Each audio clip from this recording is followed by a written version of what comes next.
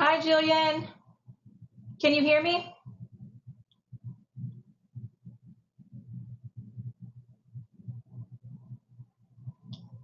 All right. We have an individual here, so we're going to go ahead and get started. I know a lot of you will probably watch this as the recorded version rather than the live version. So my name is Sara Barnett. I am Muskogee Creek, and I am from the GMS class of 2001. So almost the inaugural scholar, but not quite. And I am here as the president of the GMS Alumni Association to tell you a little bit about what we're doing as an alumni council. A lot of work goes on behind the scenes, and we want to be sure that you guys as alumni and GMS scholars understand what that work is about so that you can support that work and that you can continue similar projects when you come into these positions for the Alumni Council. So just to tell you a little bit about myself, I graduated from Northeastern State University here in Tahlequah, Oklahoma, which is now actually where I work. I got a bachelor's degree in psychology and a master's degree in school counseling, and now serve as the director of the Center for Tribal Studies, which is actually an office that I worked in as a student. So coming back to work here was much like coming back home for me. It makes me even more passionate about the work that I'm doing here. And so this job allows me to really just combine all of my passions. So working with my Native communities, encouraging young people to go to college and providing information about educational access, and then supporting students as they go through the process of earning their degree here at NSU. I oftentimes find myself looking for additional resources, spending a lot of extra time writing grants and things to bring in more support for those students, because there's only so much you can do with the university budget. And so being able to do that makes me really love what I'm doing.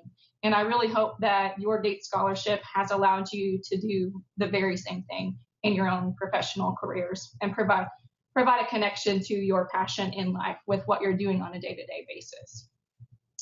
So a little bit of background about the Alumni Council or my participation. I joined the council in 2012 as the Central Southern Regional Advisor. I moved up 2 years later to the Executive Regional Advisor position, and then now currently serving as the president of GMSA.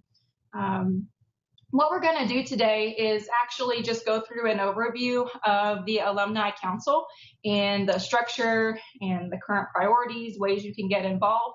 We're going to just touch on some of those things because we're going to follow up with additional webinars that will provide some more specific details on each one of those areas that you can get involved.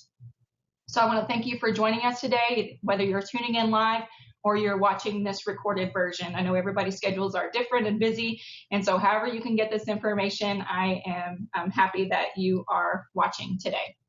So right now we're going to transition to the slideshow, and so I am going to share my screen with you, and we are going to go through this little PowerPoint. So this is an overview of the President's Webinar Series. So the GMS Scholars Alumni Association was formed in 2010 when GMS brought together a group of approximately 20 alumni and charged them with the task of developing the GMS Alumni Association. They developed bylaws, they elected officers, and they made changes over the next year or two as needed to be more efficient and be more official in terms of their structure. And so that's when they started having these regular meetings. We now meet on a quarterly basis via conference call as a full council. Our task groups meet on a monthly basis. Executive officers meet every other week.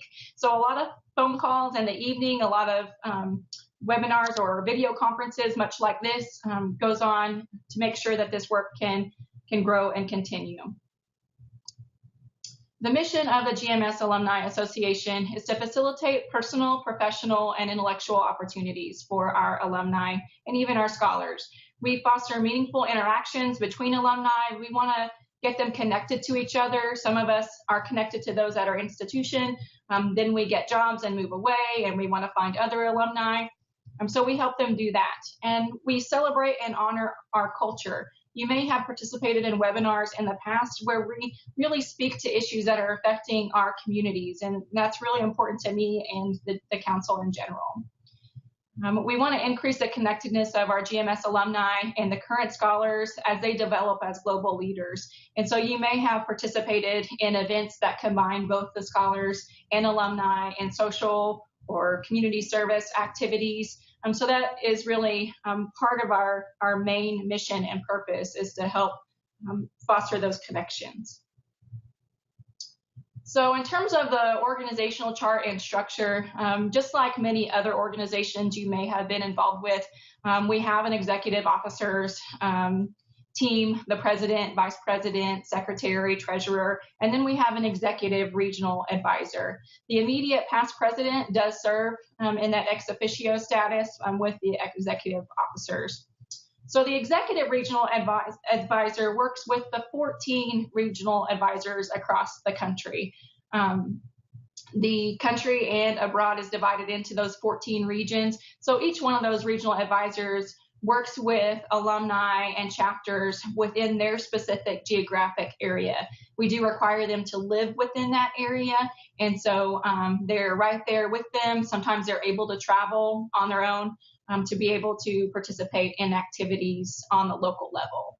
So we also have 3 national members that are there to represent the general alumni body and help us make sure that we have representation within all of these positions from all of the partner organizations, and also in terms of gender and majors and things like that. We have 4 partner organization liaisons, and so they serve as that person who can communicate information and opportunities from those partner organizations to the Alumni Council, and then also communicate the programs and activities of the Alumni Council to the partner organizations so that they can help spread the word to the alumni that they're connected with. And so we have a representative from UCF, from HSF, from AIGCS, and of course APIASF. So we have a representative from each one of those partner organizations on the council. And then recently we added 2 current scholar representatives. And so I would encourage you, if you're watching this and you are a CBL or current CBL and you're interested in serving in this capacity, even though you may not be in alumni status yet, we want you to get your feet wet and understand what it's like to serve on the Alumni Council. And so reach out to me, reach out to the staff at GMS and let them know that you're interested in that position. We'll see if we can get you plugged in so that you can participate in these conference calls, in our annual meeting. And like I said, just kind of understand the inner workings of the organization and what it's all about before you maybe join as a council member. This is our executive team. So you see myself there. Sara Barnett is the president. We have our vice president, George Cruz. Katie Zhao is our treasurer, and Jenny Fernandez, our secretary, and then Jarrett Carter is the executive regional advisor. And then, of course, Sharon Washington is our immediate past president. So I'm sure you recognize her as she's been involved with the Alumni Association since its inception. So I think she's the last founding member of the Alumni Council to be finishing a term here on the current council. I apologize for not having pictures of all of our representatives on the Alumni Council, but they are on the website, so you can go to the website and find them. But these are our regional advisors and our other members. So we have Ryan Lee with New England, Juju Malkani with New York, Evelyn Torres, North Atlantic, Winsome Nisbet with Southeast region, Kimberly Hudson with the Mideast region, Jaja Booker at the Great Lakes area. For Central Mountain region is Sarah Rodriguez. The Central Southern region, which is my region, is Brianna Dick. We have the Deep South with Eric Daly as a representative. Mid-Southwest is Ricardo Milhouse. And then the Pacific Southwest is Christian Tiscarino. We have 2 positions that are currently vacant, but I know several individuals have actually submitted their information to be considered for that. So I expect that we'll have those positions filled within the next 2 weeks. We have 3 national members, as I mentioned, and those are Callie Womble, Andy Ng, and Moon Moon Khan. And we also have the 4 partner org liaisons, Jonathan Hill-Rory representing UNCF, Aruna Tour with APIASF, Corey Steele with AIGCS, and Carla Mendez with HSF. So that those are the representatives on our council. And here's a map of the region. So you can kind of see where your region fits in terms of all of these other different areas and where you may be connected. If you go to the website, the GMSalumni.org, then you can actually find the contact information for your particular regional advisor. And so if you're not already connected to the Alumni Association, I strongly encourage you to just shoot an email to myself, to the regional advisor, to Jarrett Carter, to the alumni@gmsp.org, and just let them know, hey, I'm from this area and I want to get involved. Please, connect me with other scholars or with individuals who may be in my area. And we're happy to do that. So there are three main ways that you can really get involved. That's through the Alumni Council I just mentioned, the National Volunteer Initiative with the Council for Opportunity in Education, through our task groups, and then through the local chapters. And as I mentioned, sometimes those local chapters have activities that combine both scholars and alumni, whether it be social events, community service events, or professional development opportunities. So here are some ways that you can specifically get involved with those. In terms of the Alumni Council, I went over the positions, our structure. Each officer serves a 2-year term.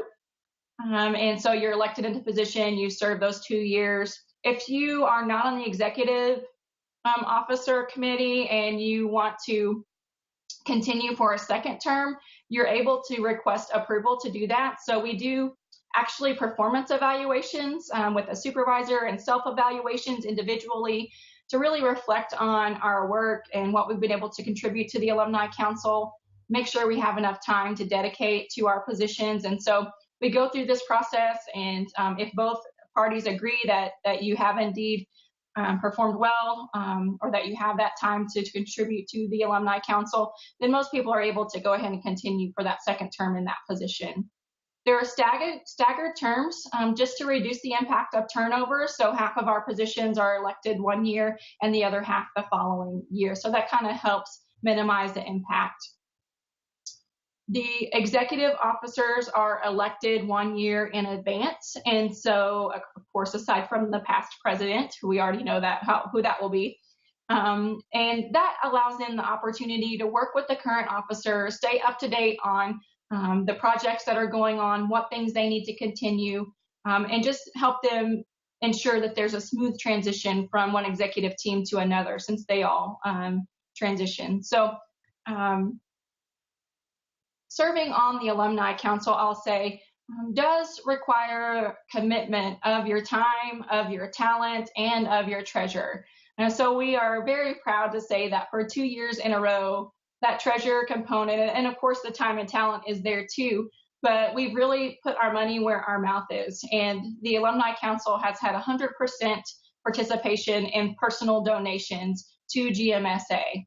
And I'll talk a little bit more about that task group and what's going to happen with that money.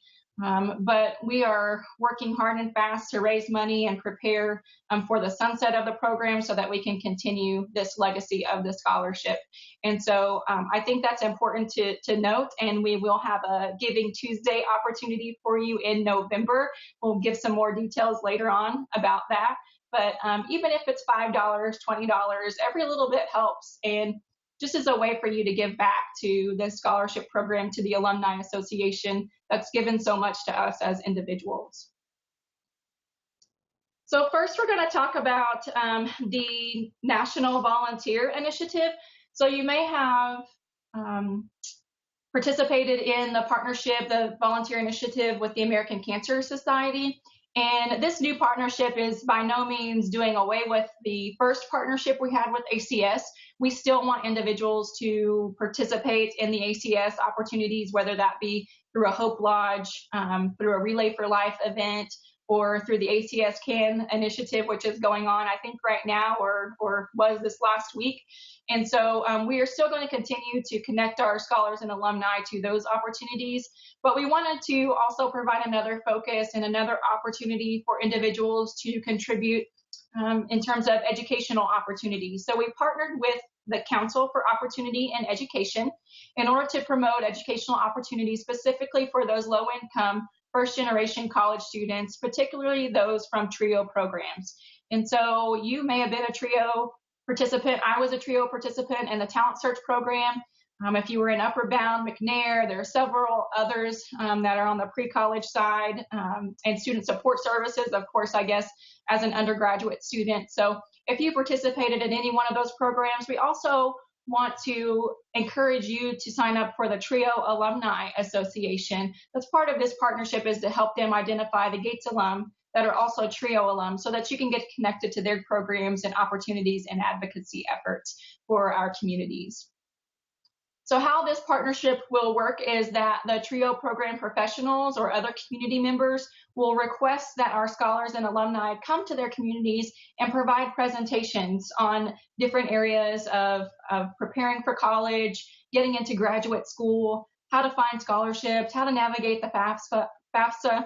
So they will have a link on our website where they can request those presentations, and you as a scholar or an alumni can go on the website and let us know that you're interested in participating in the volunteer initiative. So when we get a request that is in your area, we're going to let you know. We're going to send you the presentation materials. There are kits ready to go, thanks to our task group for putting those together.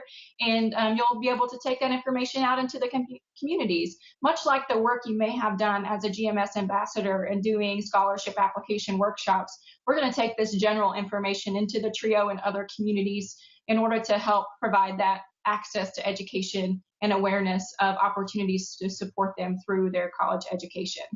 And so I hope that you will all be as excited as I am, whether you're a TRIO alum or not.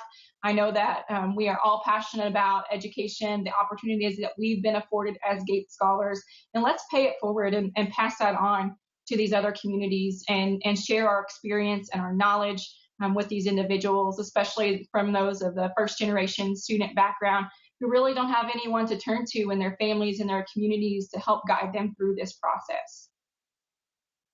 So we'll be having a one-to-one talk with Cynthia Manuel, the chair of that committee, and we'll talk more about the launch and how you can get involved with that project. So the other task groups that you can get involved with are based on our priorities. So I'll explain that each president is able to put forth what they believe are their priorities based on our strategic plan for their term. And so these are the three main priorities that I requested in terms of my term as president based on our strategic plan. The first of which is probably the most important, and that is our long-term investment strategy. So Katie Zhao is leading this effort with a great team she has on board. And this is to ensure a sustainable future for GMSA. And so as it stands right now, the GMS Alumni Association will actually sunset with the program in 2028. You and I know, both don't want that to happen. We want this legacy to continue. We want to be able to say that this scholarship did this for us, and then we're going to do this for our communities. Although we may be doing it individually, the collective effort can maximize the impact that we have in terms of improving the quality of life for students of color and from our communities. And so I encourage you to be mindful of the announcements that come out of this long-term investment strategy group. And we actually are putting out a call for individuals who would like to serve on the steering committee for the formation of a separate 501c3 organization that will allow us to continue our work. We're going to need input from you in terms of what you want to see as the mission and vision and purpose of that separate organization. Right now, none of that has really been defined. And so we need your input to help make sure that we're going to create an organization that you're willing to support as alumni and that you will be proud of as a GMS alumni. The next group is the creating and facilitating special interest groups. This is just a way to connect alumni with similar passions, whether that be, alumni groups from XYZ University or this professional network, or maybe, educational background. It could also be personal hobbies, interests, or other affinity groups that are able to come together and just chat with each other, whether it's online or in person. I really hope that we'll be able to form some groups, especially within the professional network, so that when you go to your professional conference, like APHA or whatever it might be, that you can connect with other GMS alumni who you may not live with or live around in your community, but that you would see in these professional events and exchanges, and be able to share some experience and knowledge and resources based on your professional areas of interest. So the local partnerships to increase alumni engagement is the last task group, and the purpose of that group is really to form partnerships with corporations, with nonprofits, with individuals who are interested in our alumni, whether it be through a hiring process or other opportunities, to be able to form these partnerships that are mutually beneficial and that they have access to our scholars and alumni, but they can also provide something for our alumni and scholars as well. So whether that's jobs, scholarships, other opportunities, or maybe it's just providing a meeting space for the chapter. Maybe it's providing refreshments for their meeting. Whatever it is that they work out in that relationship in terms of the give and take and what they can provide, then that's what we want to see happen. And so alumni, if you're out there and you have a connection with a company or a university that you're working with, and you think that they'd be interested in hosting a meeting, let's get those conversations started with the local chapter, with alumni in your area, and let's help start making those connections. And so this task group is going to work on starting some of those partnerships in areas where we have high concentrations of alumni. So I'm really excited to see what they come up with. And last but not least, you have starting a local chapter. So if you don't have a local chapter within your area as an alumni, you can start one. So first, all you have to do is contact your regional advisor. You need to get at least 5 other alumni who are excited about starting this association, this chapter, and then you'll basically host a meeting. You establish your structure, meeting schedule, set some goals. What do you want to accomplish?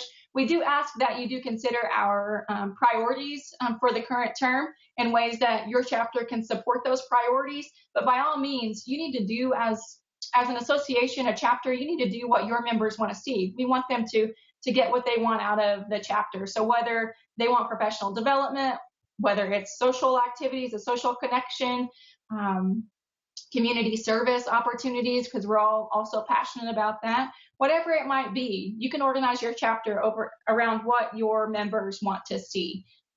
So we encourage you to do that as well. And then once you've organized some activities, then you're going to report those to your regional advisor. Your regional advisor will report them to the other RAs so that they can kind of get an idea of what's going on and share that with chapters in their region so they can get some ideas, and then also report to the general counsel. And then it goes on up to the actual Gates Foundation. So we need to know what you're doing in your areas with your chapters so that we can funnel that information up and make sure that the Gates Foundation really understands what this Alumni Association means to us and the connections and opportunities that we're able to provide through the Alumni Association. And so I hope that provides a little bit more clarity in terms of the overall GMS Alumni Association structure, our mission, our purpose, the priorities that we have set, and ways that you can get involved in GMSA. I also just want to thank you for joining us today. Our next webinar will be scheduled for October the 12th, same time, same place. You'll still be able to view this on Facebook Live as well as our YouTube channel. And so I really do encourage you to tune in each month as we host these webinars. The next set of webinars next webinar will be me interviewing the task group leader. And so you'll get a little bit more information about each one of those groups, about the volunteer initiative, and then we'll have some opportunities for our chapter leaders to participate so that they can share what's going on within their particular chapters and activities and their experience. And so I, once again, just thank you for joining in today. I encourage you to reach out if you're interested in getting involved. Again, my name is Sara Barnett. You can reach me on my email at barnett.flores@gmail.com. You can also email alumni@gmsp.org. Let them know you want to get connected, and we will respond promptly and make sure that you are connected to alumni and the projects that you want to be involved with. So I don't think there are any questions pending, but feel free to post your questions in the comment section on the YouTube channel or on the Facebook post, and we will be responding to those over the next few days. So that's all that I have. I just, again, want to thank you for tuning in and let me know how I can be of assistance. Thank you.